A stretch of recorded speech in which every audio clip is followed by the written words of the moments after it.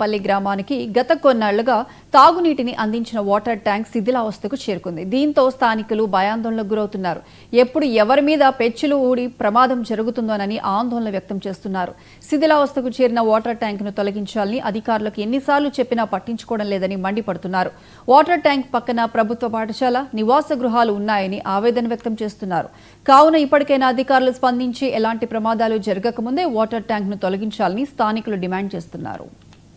Primary school దగ్గర పక్కన ఉన్న వాటర్ ట్యాంక్ గత 50-60 సంవత్సరాల నుంచి ఉంది. శిథిలావస్థానికి వచ్చింది, కానీ ఎవరు పట్టించుకునే నాదుడు లేడు.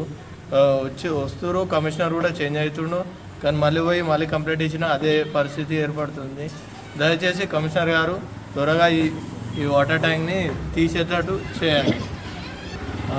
చిన్నపిల్లలు కిందనే ఆడుకుంటారు, ఇలాంటి పెద్ద పెద్ద రాళ్ళు పడుతున్నాయి, అక్కడ క్రాక్స్ కూడా ఏర్పడ్డాయి.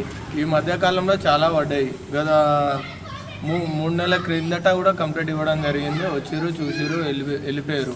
ఇప్పుడు దాంట్లో కూడా వాటర్ ఏం నింపట్లేదు, డమ్మియం ఉంది. అది దయచేసి తీసేసేయండి.